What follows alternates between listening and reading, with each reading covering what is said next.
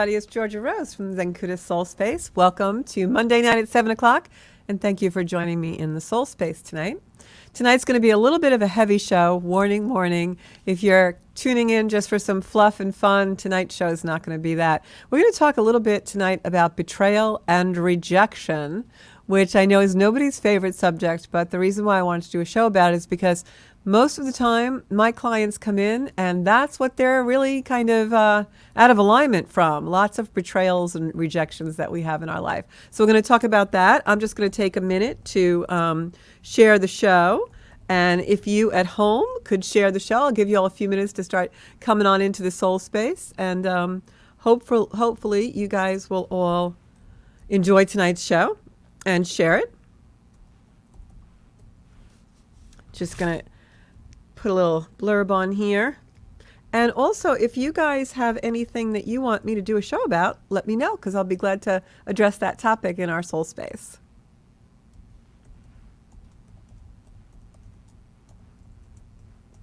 Okay, there we go.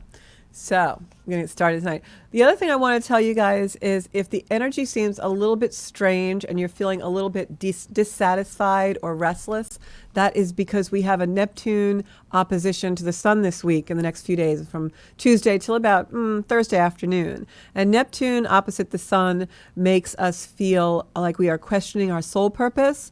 We can feel a little bit dissatisfied with our life and a little bit restless and a little bit funky as far as we get a little bored.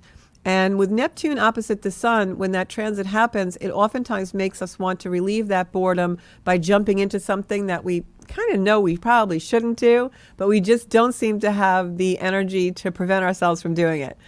Typically in a sun opposing Neptune energy, you're going to like send that text you know you shouldn't send because you don't have enough patience to wait for a response. You're going to jump on somebody's bandwagon that may not be your bandwagon because you're just feeling restless and you're just looking for something to do. You may buy the car you wouldn't normally buy or sign up for the workshop you wouldn't normally sign up for. So my advice to you on how to deal with the sun opposite Neptune this week is to make sure that you do have patience and that you're using your energy to really open and flow and allow spirit and the course of your life to unfold naturally and organically without having to push against something. Remember, if ever you feel rushed to do something, a lot of times it's not our intuition, it's our ego, right? So tonight, once again, we're going to talk about rejection and betrayals. So if anybody wants to call into the show tonight, we'll put the number up on the screen. And if you're just listening, I'll recite the number to you in a few minutes. But if you want to comment, talk about your own story, if you have anything that you maybe want to share with us that we can all learn from each other tonight, that would be absolutely fabulous. So one of the reasons I wanted to do this show is because, like I said, a lot of my clients and people that I coach privately or people that come to me for Reiki or astrology readings or mediumship readings, they seem to have an energy around them where they've had some kind of rejection or some kind of betrayal, and oftentimes they're very stuck in it. I can absolutely attest to the fact that I've had that in my own life quite a bit and was a repetitive pattern for me, which I'm dealing with now on a basis of the final period at the end of the story. No more ellipses, if that's such a word. Now I got the period going. So let me see who's online now. I've got Janine and Monica. Hey, Janine. Hey, Monica. I hope you guys are feeling good. Sarah, sending love to you. And I'm sure I'll have other people on as well. So when we face a rejection or a betrayal and we find that these are themes in our life, a lot of times if we go back into our childhood or our past, we find that maybe we've had things like this happen to us before and that they're repetitive. And what's mostly repetitive about them is, you know, sometimes people will say, well, they're like the same person in a different body. It's the same situation. And that'll happen a lot because the universe wants us to resolve the energy, wants us to have a cure for the energy, wants us to move our lives forward. And if we sweep it under the rug or we go into denial about it, then we don't have the opportunity to do that. So the universe will keep manufacturing the betrayal or the rejection. And it gets held in our pain body. And the thing about the pain body is the pain body wants to be healed. Our pain bodies want to keep coming to the surface. So a lot of times if we have a loss in our life through rejection or betrayal, in times in our life when maybe all of a sudden everything seems to be going really well, and then all of a sudden, boom, those feelings or those emotions will start to come up again. Our grief will start to come up again. Our sadness will come up again, and it will feel overwhelming. And that's because our pain body that's holding this energy of trauma, wants us to heal it. It's like a poke in the back. It wants to keep poking you so that it knows that it's there. It doesn't want you to ignore it. So the first thing in coping or reconciling betrayal and rejection is we've got to acknowledge it. And we have to not avoid it and not deny it. And I know that's really, really super hard. I'm going to relay my own stories because, as I told you, when I took my hiatus from Soul Space and then came back in, I really wanted to make things more personal and more vulnerable and share parts of myself with my audience so that they feel a connection, and it helps you all open up more in your own lives. Or maybe if you want to comment or anything on the show, it's really come to me that we are the most connected and the most in love when we allow ourselves to really be vulnerable and be open. So I had a series of devastating rejections as a child. I was the youngest of 5 siblings, 2 brothers, 2 sisters, and I also had extended family members that lived with us. It was a very big, noisy, bilingual household and multi-generational, which was wonderful in some ways. But throughout my childhood, every couple of years or so, as I went to depend on another person in the household, inevitably that person would leave, as just, kind of the cycle of life, even through no fault of my own. My eldest sister left for college, and she was really a pseudo mom to me. So that was the first, kind of separation. And, we take those losses sometimes as betrayals, especially when we're children, because we are depending on people to give us our sustenance, our survival, for food, for emotional well-being, and just for survival, your mom or your dad. So I had a series of, kind of losing the people that I was clinging to. And then the final blow came when I was 13 and my dad left. And up until my dad leaving, my dad really was, and I didn't really unpack this or understand it until much later in my life, but my dad really was a symbol of survival for me. My dad was a very stalwart type of work ethic man. He was, generation where he grew up before World War II, and he fought in World War II, and he fought in Korea, and he was just a very strong male patriarchal person. Not always the nicest person in the world, very stern, very strict with us. There was, some kind of what they would call abuse now going on. But he was a very volatile man. But then when I was 13, he left. But he was my survival, because I was taught as a child, one of the things that was really steady and that I could rely on in my life as a child was my dad always got up and went to work. And I always knew every morning I would hear him. He would get up at 4:30 in the morning. The man had an amazing work ethic. I am blessed with the same work ethic, and I know I got it from my father. He would get up every day at 4:30 to go to work. And I would always hear him going through his routine and hear his slippers on the linoleum in the kitchen and hear him making his coffee. And no matter what happened the night before, no matter what trauma had occurred or what rejection or what fighting or what noise or whatever in the house had occurred, knowing that my father got up every day at 4:30 in the morning in order to provide for the family was the one thing that I clung to as my stability in life. So all of a sudden, when the day came where at 4:30 in the morning, there was silence. And there I was lying in my little bed at just 13 years old. And I literally, now looking back, I, of course, couldn't identify the emotions then. But looking back, I literally thought we were all going to die. Like, I literally thought our survival was over because Daddy wasn't here to go to work. And, processing that throughout lifetime as a betrayal, as a rejection. This is a man who later in life I reconciled with, but for most of my childhood and teenage years was really a letdown, a betrayal, planning to come see me and then me sitting on the steps and him never showing up. So I grew up that way. And then, fast forward, became a complete overachiever. My way of dealing with a lot of the betrayal and rejection in my life was I just felt like if you made enough money and became successful enough and had the gorgeous house and all the wealth and the beautiful Christmas tree and lived in a neighborhood where no one yelled at their kids, then I was safe. And we all know that's not safety, right? And so then things happened to me where I suffered tremendous loss in my life when, a long-term relationship, marriage, ended by absolutely the same type of thing that happened when my dad left. So, you wake up one day and you're just blindsided. So all of those things were meant to happen for me, and I've come to be grateful for them, because the reason why it happened almost exactly the same later on in life was because I was meant to heal those wounds, and I never did. I just buried them under a lot of stuff, a lot of things, a lot of trips and boats and cars and houses and country clubs and yacht clubs and things. And, it was good. I mean, I did a lot of charity work stuff too, but it was definitely a life where I was really super busy being fabulous. And I was so fabulous, but if I dare say, but not where it counted. And so I had to kind of unbury myself. And I did it through really going into the betrayal and the rejection that I had to face in my life. So don't avoid it. Don't deny it, because there's a lot of self-study that goes into meeting it head on. And there's a lot of years that we spend getting trapped in the denial and the avoidance. And I'm here to tell you that within that avoidance and that denial of any pain that you're feeling, and believe me, I was devastated. I mean, I had a time in my life where I just fell to the floor. And you can build yourself back up, but you can't do it if you don't go into the wound. So the first step of handling rejection and betrayal is you got to feel it. I'm sorry to say, you can't drink it. You can't, distract yourself enough not to heal that wound. So that's the first thing.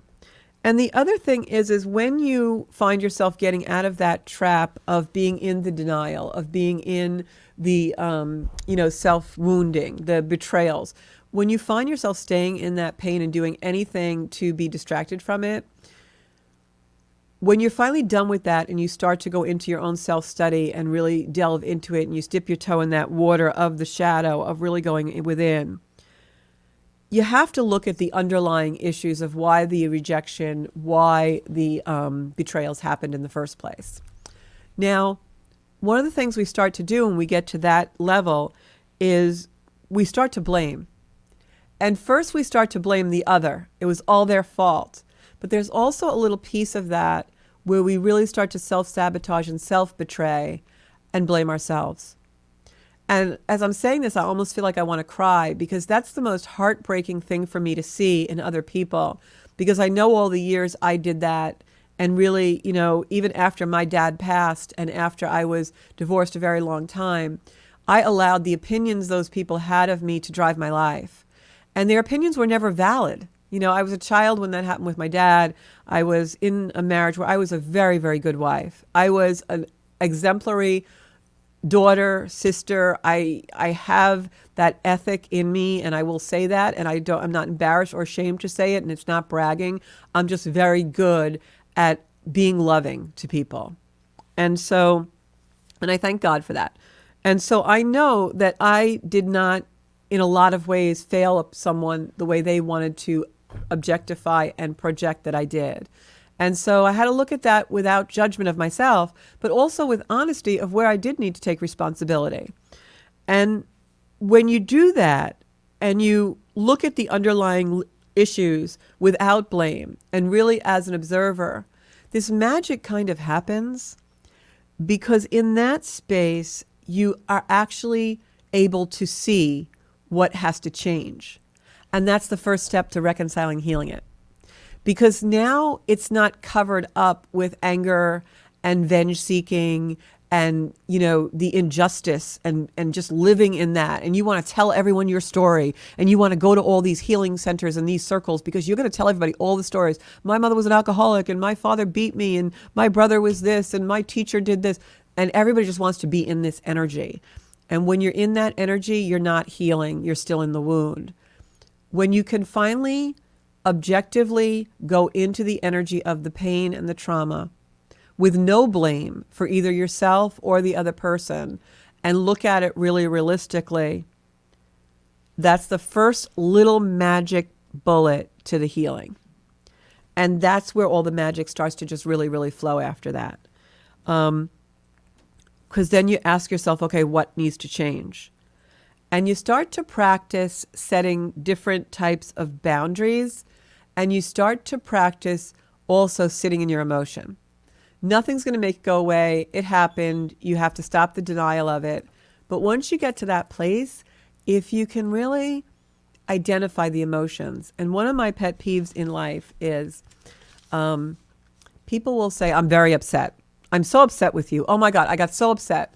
Well, I don't know what that means. Upset is not an emotion. Upset is, taking these cards and throwing them on the floor. I upset the cards.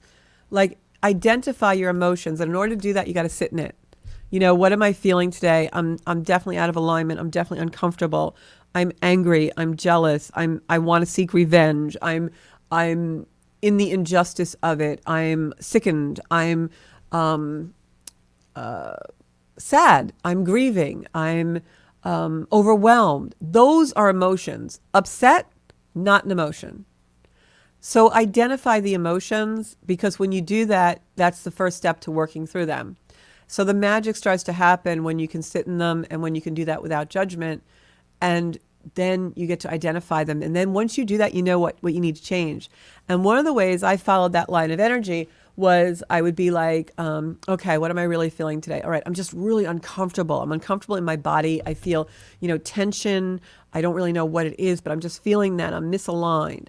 Okay, so Georgia, what do you need to do to make that better? What's the polarity of being uncomfortable? Being comfortable. Okay, what makes you comfortable? Well, I could go to yoga, I could meditate, I could take a warm bath, I could, go out in nature, I could journal. So you see where I'm going with this? So you're in rejection, you're in betrayal, you're in this trauma. What's the emotion you're feeling? I'm angry today. Okay, what's the opposite of anger? Opposite of anger would be maybe peace, right? So what makes you peaceful? Where can you find peace? Do you need to put on some music? Do you need to talk to a friend? Do you need to go to your favorite place? Do you need to book a vacation? So that's how you make change. And then those things become your rituals.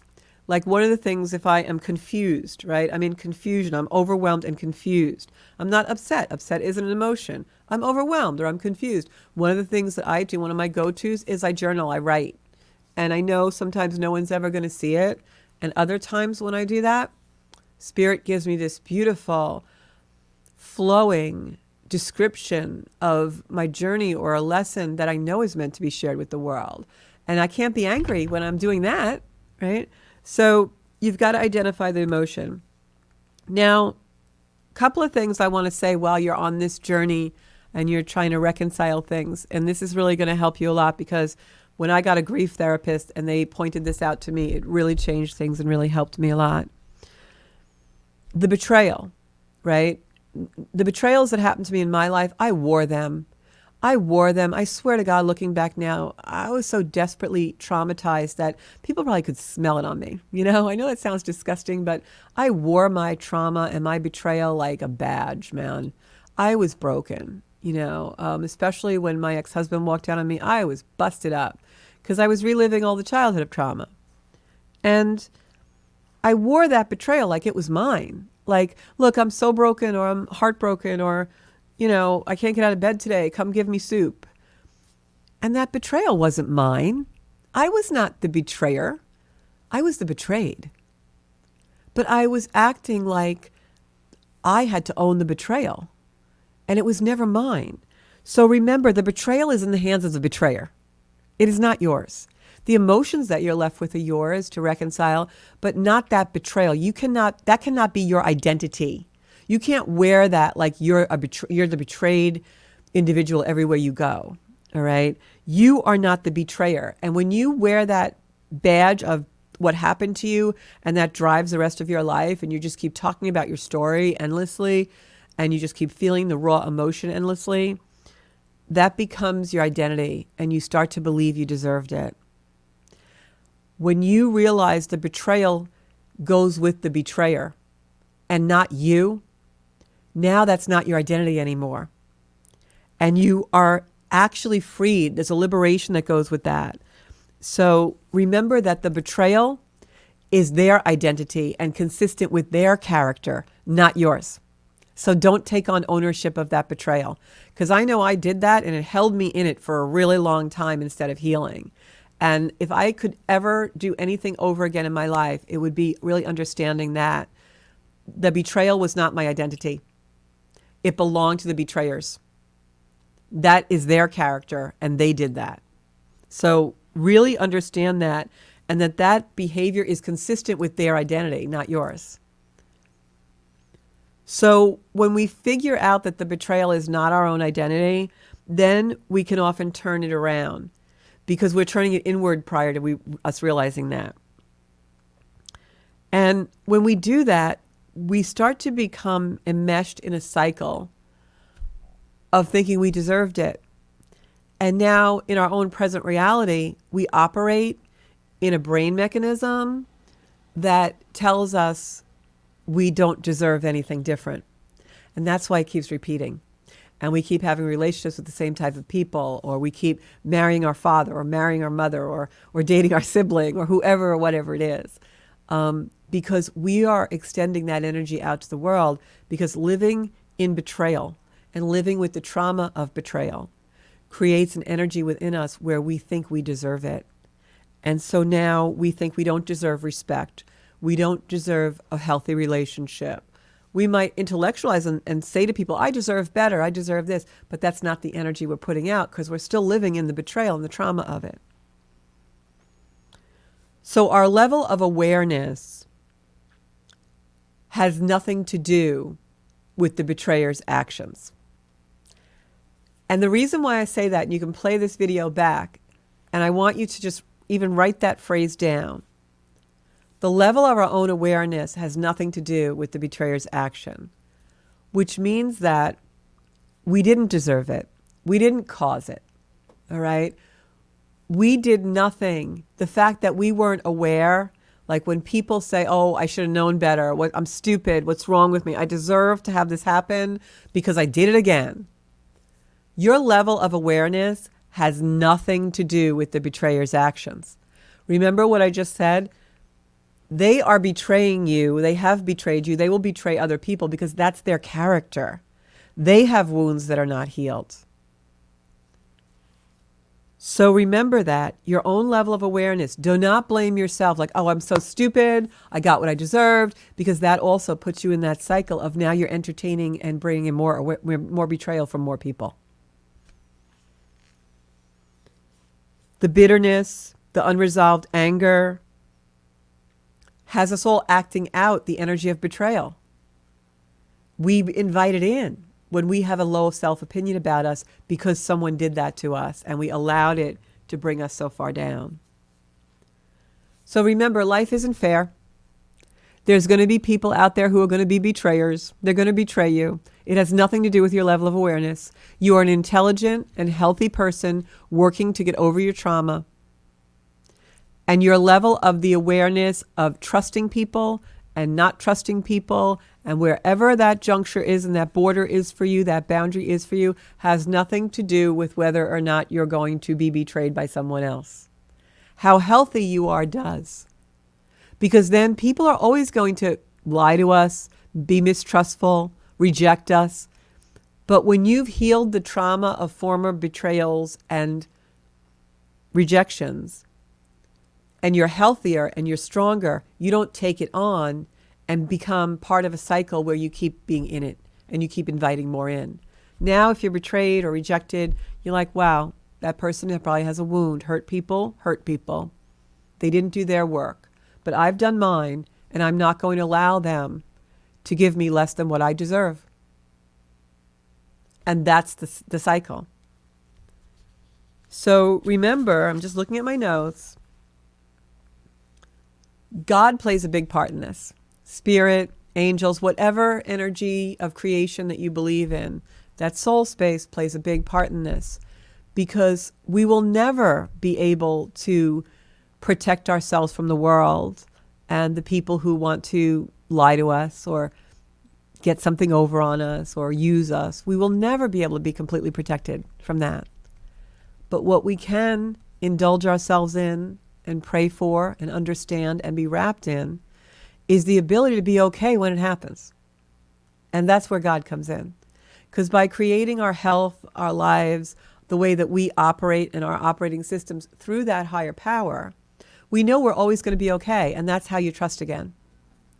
So by going through that whole cycle of the rejection, of the betrayal and realizing you did nothing to bring it on. It was a karmic lesson for you to make you stronger so that you get healthier, so that you almost have like a superpower now where, yeah, maybe you can sense people's BS a little more, right? Once you've been through that kind of thing, but it'll still happen because life isn't fair. And those people have karma to play out as well. They've got to do it on the human race, but you can change it and reconcile it by knowing that you're healthy enough and you're connected enough to a power much more powerful than you, that you're going to be okay no matter what and when it happens. So you trust yourself. And when you operate in a system where you trust yourself, you know what you truly desire and deserve, and you can understand and have the power to not accept less. That is when you're truly reached your soul space. You're operating in the Zencuda kind of system. You are protecting your Zen and your power at all costs, because you know there's nothing more sacred than that, and knowing that you really and truly are powerful enough not to get stuck in that loop of degradation and deprivation and self-betrayal because someone betrayed you in your life. And this is really hard, especially when it happens as children, because, you know, we're innocent and we rely on certain people to feed us and clothe us and care for us and emotional support. And when that support system, that person that is our caregiver, betrays us, that's a lifetime wound until we go into it in our adulthood where we can fully process it and heal it. So remember, life isn't fair, and these muggles are going to come, but we have to really make sure that we are strong enough where it's not sending us into hitting the floor, laying in bed, needing soup. Couple of ways also you can cope is name your emotions, like I said, and don't make them detached from you. One of the things that symptoms of trauma with betrayal and rejection is, I mean, you can go into PTSD from it. I certainly was diagnosed with PTSD at 13. But try not to detach from those emotions once you start to identify them. We'll want to do that. You'll want to do that. At times I still have my days when I want to detach from my emotions because it's overwhelming. We have to eat life in bites we can chew. But what happens when we detach is we can never heal. We don't go through the journey. We're not on the road. So don't detach. Also, when you have detachment from emotions, it's going to prevent you from having those healthy relationships that you really crave, because we can't just detach from one trauma. We can't just detach from one person. When you are detaching from emotion, you're detaching from everything in your life. You'll feel dead inside. And that's why when we go through a betrayal or rejection or a breakup, we feel dead inside for a while, because we're detaching. And we have to learn to sit in the emotions. For a little while, when I was going through my own self-study and self-development, and the deepest part of it, I used to have this little thing on my desk that used to say, sit in it, sit in it. And it was one of the best little prompts I had, because throughout the day when I would get an emotion, I would just breathe into it and sit with it. Whereas before, I would always have to like do something so I didn't feel it and didn't see it, and I was denying all the emotions. And a lot of times that trauma is deeply ingrained in us, and that habit, because we come from families of frequency where our origin family, our family that we're born into, their frequency is to never allow emotion. So it's a lot of work to really go into those places where we're allowing ourselves to feel the emotion, unlock them, entangle them, and truly learn to make them sacred. Our power is in our emotions, guys, so don't ever detach from them. And talk to someone, because even if it's a clergy person, another person in the spiritual world, you want to have a reading with me or another person, or you get a therapist or whatever it is, best friend, workmate, talk to someone, because in talking to someone and connecting and being vulnerable, it makes you understand and feel and taste what trust feels like. And sometimes when we're so heavily rejected or betrayed, we no longer even know what trust feels like. We don't know what it is. And we actually have to introduce ourselves to it all over again. Almost like, you haven't eaten a certain dessert in a long time and you love it and it's so comforting and it's great and you really just want to savor it, but you forgot what it tasted like. And that's why when I was, especially in the deepest part of my journey to discovering myself, I used to take time out throughout the day just to sit down, because I never used to sit down. And sometimes I would just sit down and look at a tree. It sounds so stupid, I know, but it was one of the most important things I could do. I would look at the sky. I remember one time I was weeding my garden and mowing my lawn and doing all these things I really didn't want to do that day. And all of a sudden, a beautiful song came on my earbuds, and I just laid down on my front lawn and watched the clouds go up, all like moving and kept repeating the song. Must have done it 10 times. I was probably laying there for a half hour. I didn't care. I was really happy just doing that. And those are the things that actually are great therapy for us, because they put us in a place where we're healing that trauma of betrayals and rejection. We're healing a lot of things, and we're going into a place of joy, being with ourselves and allowing our emotions to just rise up and come through. That's not only healing, it also sets up our freedom and liberation to create an identity within ourselves. You know, I like to watch clouds. Wow, I never did this before, or I haven't done it since I'm a kid. Why not? Right? So it's as simple as that. Focus on what you need and give it to yourself. That's the most healing thing. If you're surrounded by people who, like, every time you try to talk to them, they're screaming at you. Every time you try to make something better, they just don't understand you. Narcissistic personalities, angry people, bitterness, insanity, any kind of that around you. Find out what you really need and go give it to yourself. Whether that's a massage or a half hour on the treadmill at the gym, or you just want to sit in a really cute little coffee bar and and drink a cappuccino. While you're doing that, just really taste it and feel how warm the cup is, and look around and see what people are there, and just be in that place with yourself. That's how we heal. It really is that simple, but we put so much stuff on it. So I'm glad Kathy Marinelli Gagliano is on tonight. You were so on my mind today, Kathy. I'm going to be reaching out to you because I want you to come on the show and tell us your story and plug your book and everything, because you've got such great stuff to say. So I'm going to get in touch with you. So that's really a lot of what I wanted to say. I'm going to give you some really quick little tips to move it along. First of all, the key signs that you're suffering from betrayal trauma, because betrayal trauma is a trauma unlike any other. It will stay in the body and stay with you. It could stay with you for a lifetime. Trust me. So you're going to have trouble recognizing and expressing and managing your emotions.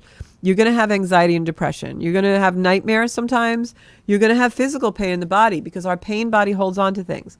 You're going to have things like stomach distress, headaches. Just have to watch my time. You're going to have panic attacks, because a lot of times when we deal with betrayal and rejection, we have to detach in order to make it palatable.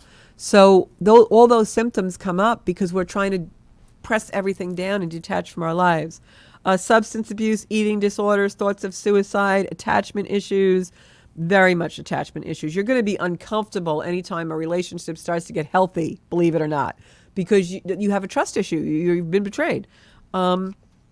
And difficulty trusting others. Remember, the only way you are ever going to trust anyone in your life is when you take a time out and trust yourself.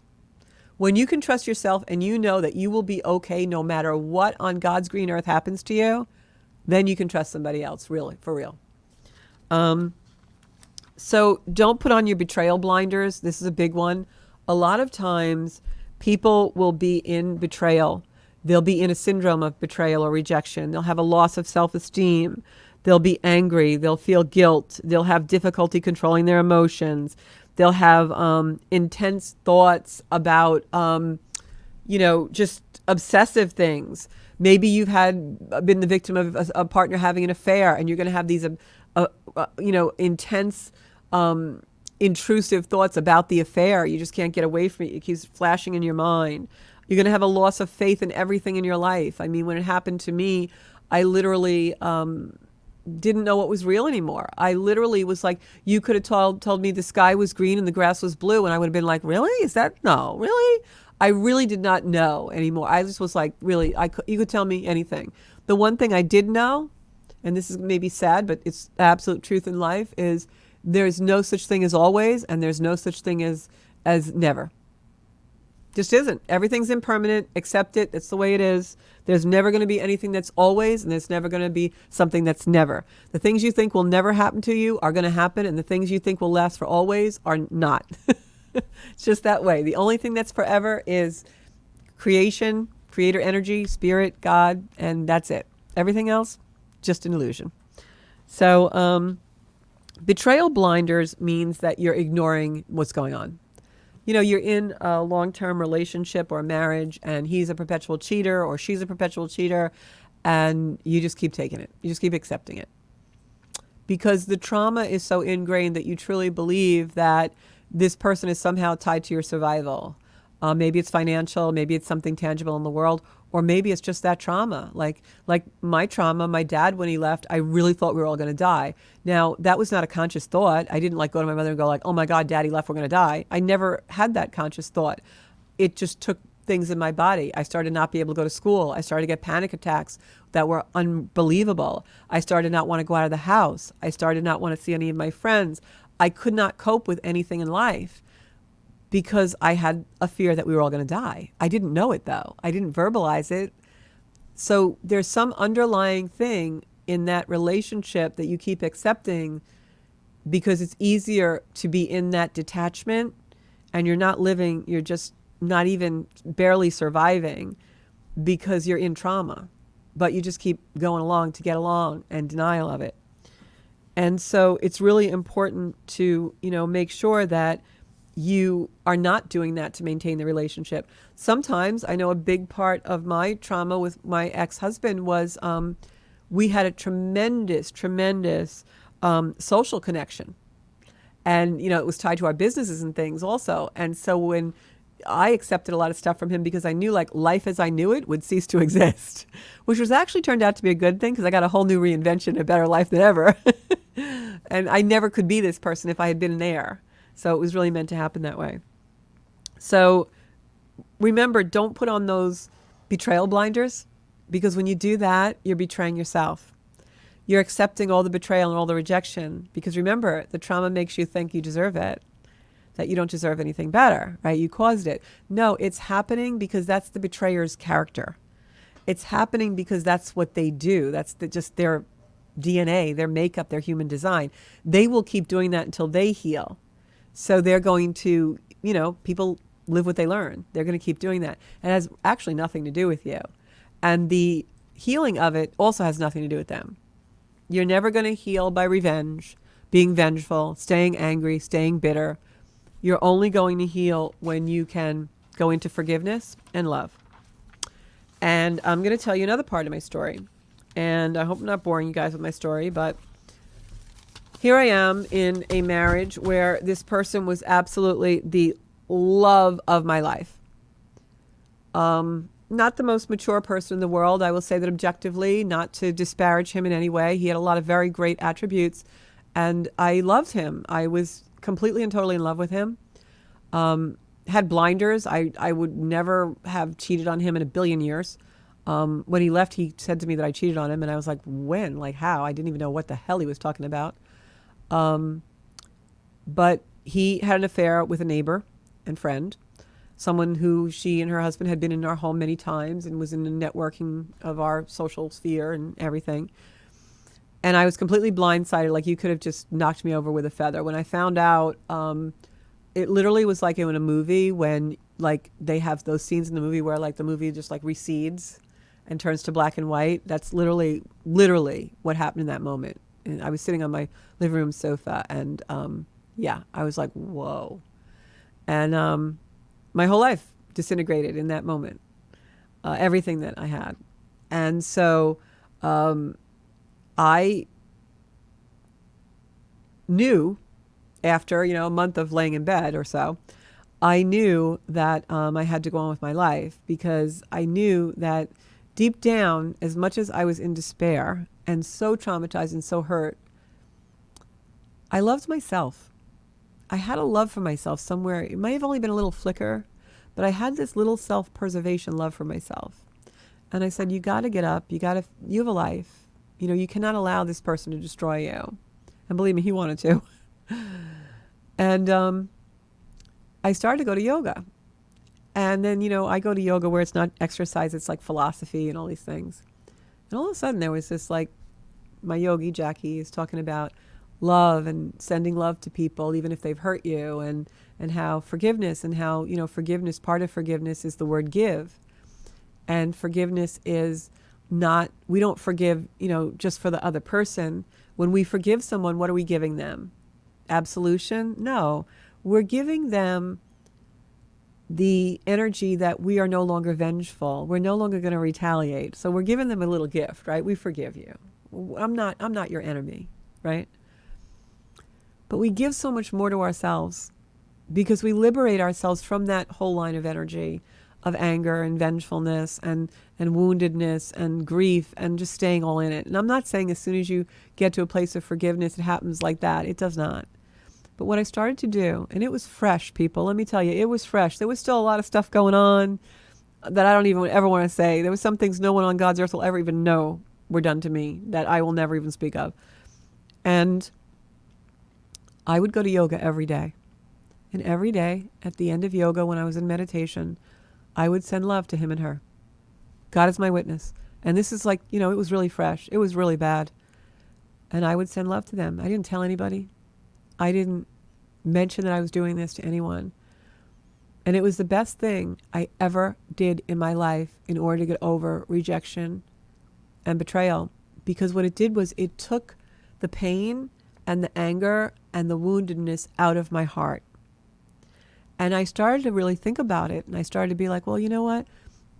As much as he's acting like a horrific person right now and wounding me in egregious ways, there must be something really hurtful inside of him to make him do this. So I'm just going to send love to him.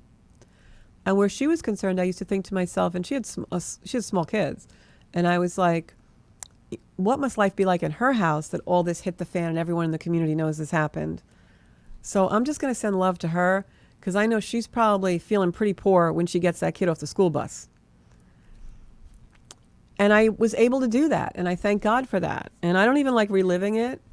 But I say it, and I'm being really vulnerable with all of you now. And I'm really being, balls out truthful, because I can give you all these tips, and some of them will really help you, and some of them will really resonate with you. But at the end of the day, you've got to send love to those people that have betrayed you. And you've got to feel it in your heart and know that you're doing it. Yeah, giving them a little gift. Yes, of course, but you're giving it to yourself. Cleanse that heart space, cleanse that wound wherever it's sitting in your body, whether your heart is feeling broken, your stomach's in pain, you got that that pit in your stomach, maybe it's your intestines, maybe it's your hips, maybe it's your knees, wherever it is. Give yourself that beautiful gift of healing by sending love to that person, because when you do that, you're loving yourself. You're saying, I'm worth more than staying in this icky, horrible trauma that keeps repeating in my life. I'm going to banish it. I'm going to burn it out. I'm going to release it by just putting love in my heart for everybody, and then I will be untouchable from these types of things. And that's really the key. And that's my story. So just remember that you will trust again, you will love again, but it all starts with you. When these things happen to us, they don't happen to us because they're about the other. They happen to us because the universe, God, wants us to find our own soul space and have love for ourselves and have love enough for ourselves that we don't go into the crap anymore. We don't accept the repeated betrayal. We don't put our betrayal blinders on and accept less than what we desire and we deserve. And maybe we're scared to walk away sometimes from the betrayers, and maybe we're scared to be rejected.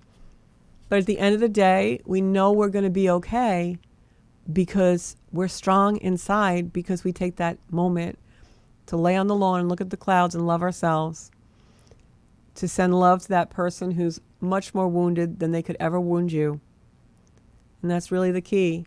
So I hope that brings you guys to your own soul spaces tonight and really think about these things. And I will say that it was a long road for me. It didn't just happen overnight. You're going to have the ups and downs, but sit with the emotion and know, what is this emotion asking from you? Every emotion that we have is not a why. It's not, why am I feeling this way? You can ask yourself that, and if you haven't get an answer and it brings you somewhere, great. But a better question to ask is, what is this showing me? What does this need from me? I'm angry. What does my anger need? What is it requiring? It's coming up, knocking on my door because it wants something from me. No, it doesn't want me to go out and destroy something or curse at someone or yell at someone. What does my anger really want from me? Where is it coming from? Am I angry because my parents betrayed me when they didn't nurture me and take care of me? It sounds really trite and silly, but a lot of times that's where it's coming from, you know? So I'm going to leave it with that, and I hope that gives you guys food for thought. The Zencuda Soul Space is really about that. I don't want to be an influencer. I want to be an inspiration. I want to inspire you guys on the path of soul so that you guys all have your own path that's going to make your life right, and you're going to step into creating a beautiful, amazing life where you're living your full potential, not distracted by all the BS that goes on. So I learn from all of you every day, your comments, your calling into the show, all those things. So please share the show if you think someone really needs to hear this. You can also see all my videos on Zencuda on YouTube.